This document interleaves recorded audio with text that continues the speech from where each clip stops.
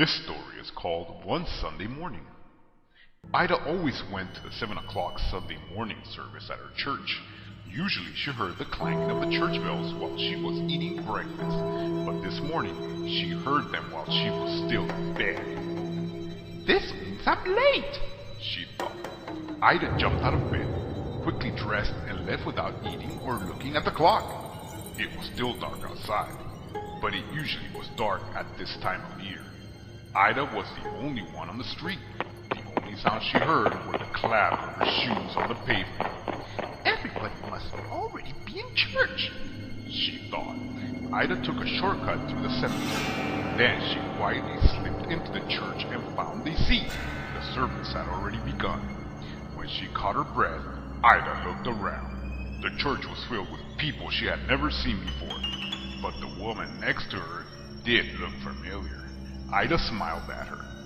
"It's Josephine Kerr," she thought. "But she's dead. She died a month ago." Suddenly, Ida felt uneasy. She looked around again. As her eyes began to adjust to the dim light, Ida saw some skeletons in suits and dresses. "This service is for the dead," Ida thought. "Everybody here is dead, except me." Ida noticed that some of them were staring at her. They looked angry, as if she had no business there. Josephine Kerr leaned toward her and whispered, "Leave right after the benediction, if you care for your life." When the service came to an end, the minister gave his blessing. "The Lord bless you and keep you," he said. "The Lord make his face to shine upon you." Ida grabbed her coat and walked quickly toward the door.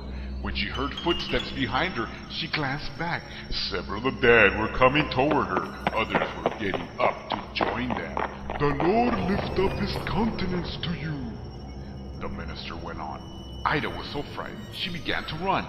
Out the door she ran, with a pack of shrieking ghosts at her heels. One of them screamed. Another shouted, "You don't belong here!" and ripped her coat away. As Ida ran through the cemetery, a third grabbed the hat from her head. "Don't come back!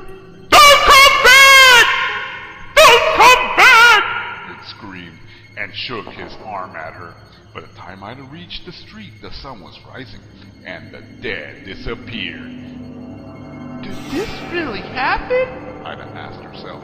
"Or have I been dreaming?" That afternoon, one of Ida's friends brought over her coat and hat, or what was left of them.